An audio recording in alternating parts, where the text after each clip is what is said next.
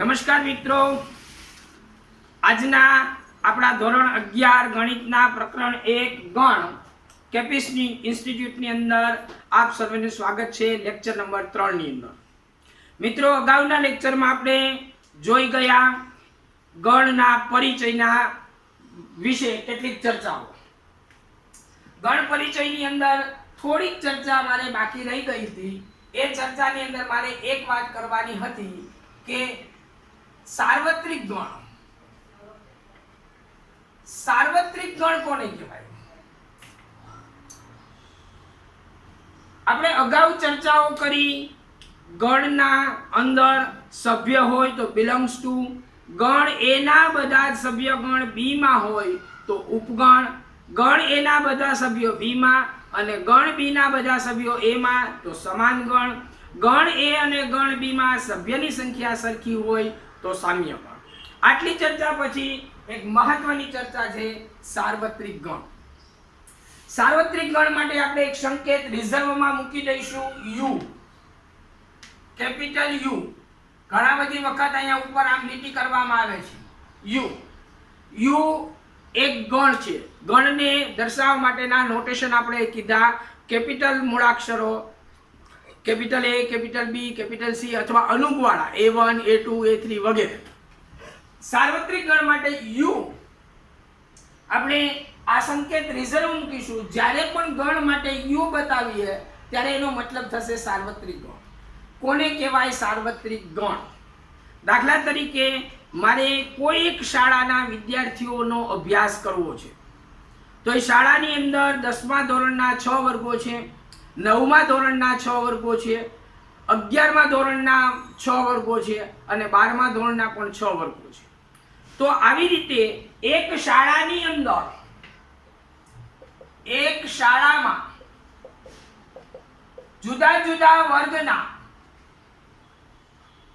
ધોરણ 9, ધોરણ 10, ધોરણ 11 અને ધોરણ 12 આમાં આપણે A B C થી લઈ અને A B C D E F સુધીના વર્ગો છે। 9A, 9B, 9C, 9D, 9E અને 9F। આ જ રીતે 10મા ધોરણમાં 6 વર્ગો છે, 11મા ધોરણમાં 6 વર્ગો છે અને 12મા ધોરણમાં 6 વર્ગો છે। તો હું આજે 9મા ધોરણના આ એક વર્ગ છે A, 9A, એને હું એક ગણ કહું, આને હું બીજો એક ગણ કહું, આને હું ત્રીજો એક ગણ કહું, આને છઠ્ઠો ગણ કહું, તો 9મા ધોરણ માટે મારે 6 ગણ બનશે। આ રીતે 10માના 6 ગણ, 11માના 6 ગણ, 12માના 6 ગણ। પણ તમે જુઓ 9મા ધોરણનો દરેક વિદ્યાર્થી શાળામાં છે જ, 10મા ધોરણનો દરેક વિદ્યાર્થી શાળામાં છે, એ જ રીતે 11 અને 12મા ધોરણનો દરેક વિદ્યાર્થી શાળામાં છે। તો શાળાના તમામ વિદ્યાર્થીનો ગણ, શાળામાં તમામ વિદ્યાર્થીઓનો ગણ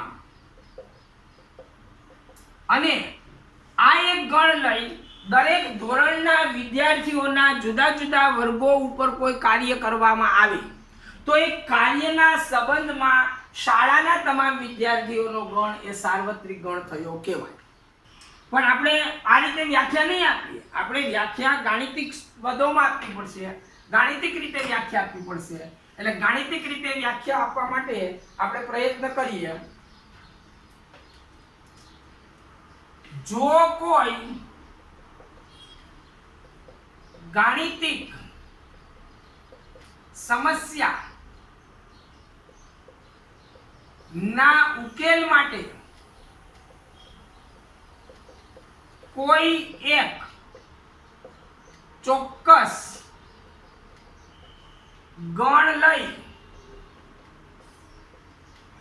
તેના જ ઉપગણો વિશે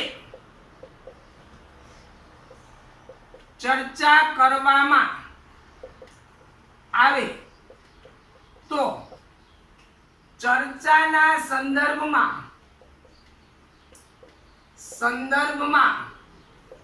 લીધેલા ચોક્કસ ગણને સાર્વત્રિક ગણ કહેવાય।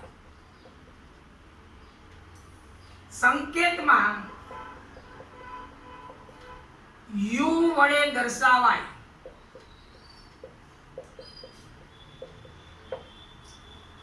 અહીંયા મિત્રો આપણે ગાણિતિક ભાષાની અંદર વ્યાખ્યા આપી છે. અહીંયા કોઈ મેં ઉદાહરણ નથી લીધું. કોઈ ગાણિતિક સમસ્યાના ઉકેલ માટે કોઈ એક ચોક્કસ ગણ લેવામાં આવે અને ચોક્કસ ગણ લીધો. દાખલા તરીકે મેં શાળાના તમામ વિદ્યાર્થીઓનો ગણ લીધો. પછી તેના જ ઉપગણો એટલે શાળાના જુદા જુદા વર્ગો, જુદા જુદા ધોરણ, પછી જુદા જુદા વર્ગો, અને દરેક વર્ગના વિદ્યાર્થીઓ ઉપર હું અભ્યાસ કરું તો તેના જ ઉપગણો વિશે ચર્ચા કરવામાં આવી. તો મારી ચર્ચાનો સંદર્ભમાં અહીંયા સંદર્ભ શબ્દ બહુ મહત્વનો છે. સાર્વત્રિક ગણ એ સાપેક્ષ છે એના ઉપગણોને ધ્યાનમાં લઈને.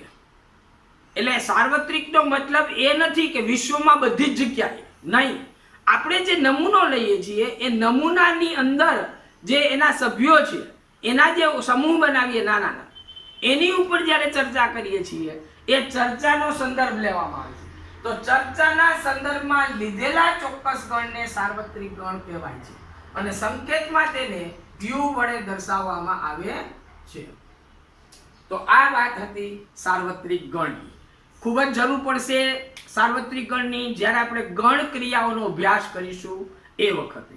તો આ એક વ્યાખ્યા સાર્વત્રિક ગણની આપણે ગણ પરિચયની અંદર જ સમજી લઈએ અને ત્યાર પછી આપણે આગળના ચર્ચા માટે ગણના પ્રકાર પાડીશું. ગણના કેટલા પ્રકાર છે? આપણે ગણના સંકેતો જોયા. ગણમાં સંકેતો કેટલા? તો કે એક બિલોંગ્સ ટુ નો, એક ઉપગણનો, એક ઇક્વલ ટુ નો અને એક સામ્ય ગણનો. આ ચાર સંકેતોની આપણે ચર્ચા કરી મિત્રો. સભ્યને ગણમાં બતાવવા બિલોંગ્સ ટુ, ગણને ગણમાં દર્શાવવા ઉપગણ, બે ગણ સમાન હોય તો ઇક્વલ ટુ, બે ગણમાં સભ્યોની સંખ્યા સરખી હોય તો સામ્ય. ચાર સંકેત છે. ગણના પ્રકાર પણ ચાર છે. ગણના પ્રકાર કેટલા પ્રકાર છે? તો કે ચાર પ્રકાર છે. અહીંયા જ્યારે હું ગણના પ્રકાર કહું છું ત્યારે ગણના પ્રકાર કોઈ ચોક્કસ ગુણધર્મને ધ્યાનમાં લઈને કરું છું. સભ્યોની સંખ્યાના આધારે, એટલે હું અહીં ઉપર લખીશ ટોપિક, સભ્યોની સંખ્યાના આધારે ગણના પ્રકાર. પહેલો પ્રકાર ખાલી ગણ, જેના માટે રિઝર્વ સંકેત આપણે લઈએ છીએ 5. જેવી રીતે સાર્વત્રિક ગણ યુ માટે આપણે લીધો, સાર્વત્રિક ગણ માટે યુ સંકેત લીધો, ખાલી ગણ માટે આપણે સંકેત વાપરીશું 5. ખાલી ગણ જે ગણમાં એક પણ સભ્ય નથી. ગઈકાલે આપણે ચર્ચા કરી હતી મિત્રો, મેં તમને ઘાતગણ સમજાવ્યો એ વખતે. સૌથી પહેલો ઘાતગણનો સભ્ય થશે 5, જેમાં એક પણ સભ્ય નથી. પછી આવશે એક એક સભ્યવાળા ગણ, પછી બે સભ્યવાળા, પછી ત્રણ સભ્યવાળા, અને ગણ કેટલો મોટો છે એના ઉપર આધાર રાખે કે એ ઘાતગણ કેવી રીતે બનશે. તો ખાલી ગણ મતલબ કે જે ગણમાં એક પણ સભ્ય ન હોય, એક પણ સભ્ય આવેલો ન હોય તેવા ગણને ખાલી ગણ કહે છે. તો પહેલી વ્યાખ્યા થઈ ખાલી ગણ. સભ્યોની સંખ્યાના આધારે એક પણ સભ્ય નથી, શૂન્ય સભ્ય. સંકેતમાં લખાય, આને સંકેતમાં શું લખીશું? સંકેતમાં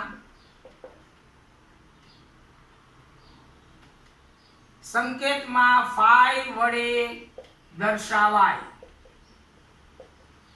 એટલે 5 ઇક્વલ ટુ કરલી બ્રેકેટ, અંદર કશું જ નથી. બીજો ગણ આપણે પ્રકારમાં લઈશું એકાકી ગણ. એકાકી ગણ. જો તમે ઘણી વખત સાહિત્યની અંદર ગુજરાતી ભાષામાં એકાંકી આવો શબ્દ સાંભળો છો. એકાંકી ત્યાં માથે મીંડું છે, કાની માથે. અહીંયા માથે મીંડું નથી. એકાકી ગણ एकाकी मतलब के जे गण में मात्र एक ज सभ्य छे, जे गण में एकाकी गण, जे गण में फक्त एक ज सभ्य होय तेवा गण ने एकाकी गण कहे छे। અને એના માટે કોઈ પર્ટિક્યુલર સંકેત નથી, એકાકી ગણ કહે છે। ખાલી ગણ માટે 5 છે, એકાકી ગણ માટે કોઈ સંકેત નથી। કારણ કે એકાકી ગણ હું બનાવું તો હું આ રીતે બનાવું, ગણ 1 સંખ્યા 1 એ સભ્ય તરીકે લઈ અને હું ગણ બનાવું છું। કોઈ બનાવે અહીંયા આ રીતે ગણ બનાવે a સ્મોલ a માટે ગણ, કોઈ x લે, कोई व्यक्ति नु नाम लखे किशोर, एक ज सभ्य वाळो गण। तो आ एकाकी गण में एक सभ्य कयो छे आपने खबर नहीं, एटले एना माटे आपणे कोई चोक्कस संकेत आपीशुं नहीं। एकाकी गण बस खाली एटलुं कहीशुं के जे गण में मात्र एक ज सभ्य आवेलो छे तेवा गण ने एकाकी गण कहेवाय। त्रीजो प्रकार छे शांत गण। शांत गण खास ध्यान रखજો મિત્રો, અહીંયા શાंत गण બોલવામાં બહુ મોટી ભૂલ થાય છે। ઘણા બધા વિદ્યાર્થી મિત્રો શાંત ગણ આવું લખે છે, શાંત ઓમ શાંતિ શાંતિ, એવું નથી। શાંત ગણ મતલબ અહીંયા સા સસ લેવાનો છે, શા નથી લેવાનો, શાંત ગણ નથી, આ ખોટું છે। આને આપણે लाल कलर डेंजर में मूकी दईए, आवो कोई गण नहीं, शांत गण नहीं, शांत गण। श अने स बंने बोलवामां फरक छे। शांत गण मतलब के जे गण में सभ्योनी संख्या गणी शकाय, 1 2 3 4 5 6 7 8 9 10 10 ज सभ्यो छे। हाँ, 1000 सभ्यो पण होई शके, 1 लाख सभ्यो पण होई शके, करोड़ सभ्यो पण होई शके, मिलियन बिलियन ट्रिलियन गमे तेटला सभ्यो होय, पण ए सभ्यो गणी शकाय छे। भले गणवा माटे समय घणो बधो जोईए, अनंत काल सुधी समय जोईए, पण गणी शकाय ए फाइनल होवुं जोईए। एक दिवस तो एवो आवशे, एक समय तो एवो आवशे के ए सभ्यो गणाई जशे बधा। तो एवा गण ने कहीशुं शांत गण। तो जे गण में सभ्योनी संख्या गणी शकाय तेटली होय, गणी शकाय तेटली होय तेवा गण ने शांत गण कहे छे।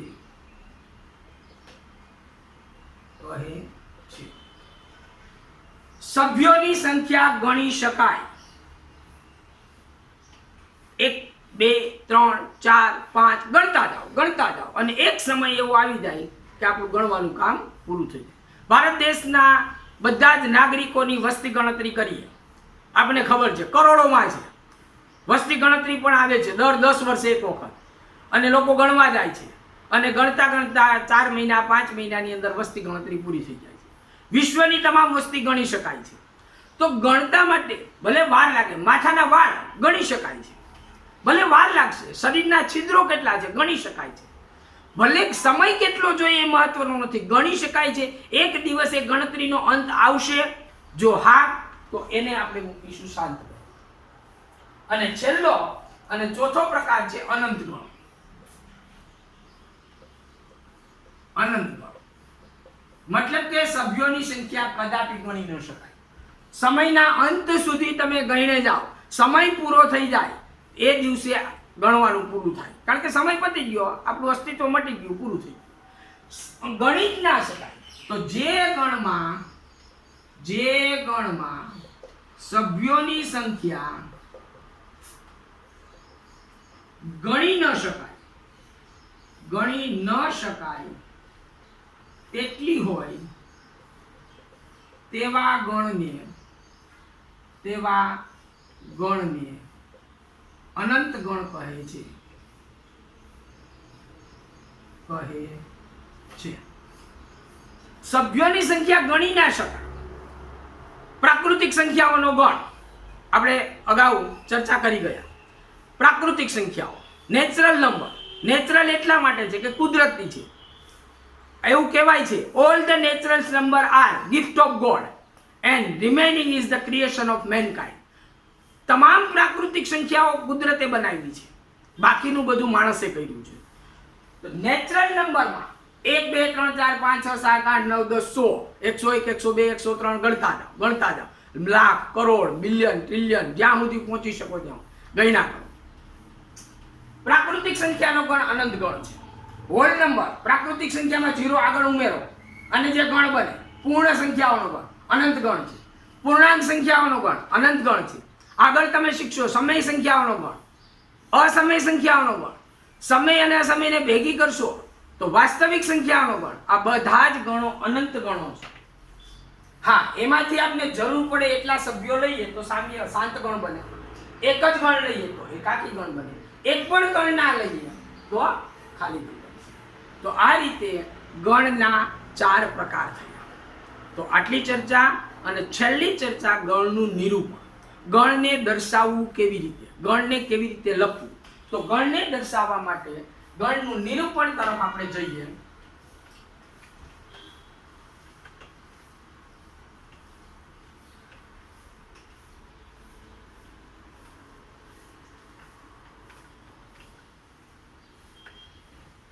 આ છેલ્લી ચર્ચા પછી આપણે ગણ પરિચય અહીંયા પૂરો કરીશું. ગણનું નિરૂપણ. ગણનું નિરૂપણ. ગણનું નિરૂપણ કરવાની 2 રીત છે. ગણને દર્શાવવાની 2.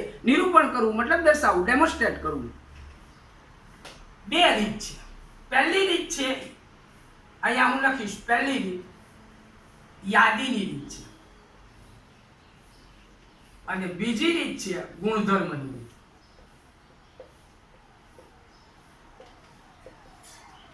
યાદીની રીત કોને કહેવાય અને ગુણધર્મની રીત કોને કહેવાય? આ 2 બાબત ગણ પરિચયની અંદર આપણે સમજી લઈએ અને ગણ પરિચયને અહીંયા આપણે પૂરો કરીશું. યાદીની રીત મતલબ કે જો આપણે કોઈ ગણ લઈએ તો એ ગણને દર્શાવવા માટે આપણે યાદી બનાવી શકીએ. ગણના સભ્યોને સ્પષ્ટ રૂપે યાદી બનાવી શકાય તો એને કહેવાય યાદીની રીત. ગણના સભ્યોની યાદી બનાવી ને ધનુષ કૌંસમાં મૂકવામાં આવે. દાખલા તરીકે ગણ એ 1 2 3 4 5 આ 5 સભ્યો મેં યાદી બનાવી. તમે જોઈને જ કહી શકો ભાઈ આમાં 5 સભ્યો છે. કયા કયા 5 છે એ પણ જોઈ શકો તો એને કહેવાય યાદી. ગુણધર્મની રીત ગણના સભ્ય પરના ગુણધર્મને આધારે ગણને દર્શાવાય. દાખલા તરીકે હું કોઈ ગણ એ લઉં તો એમાં x નામનો સભ્ય છે. આવા એ જેટલા x છે આ x ને આપણે ચલ કહીશું. તો આ ચલ x છે એ x એ કોઈ ગુણધર્મને અનુસરે છે. x નો ગુણધર્મ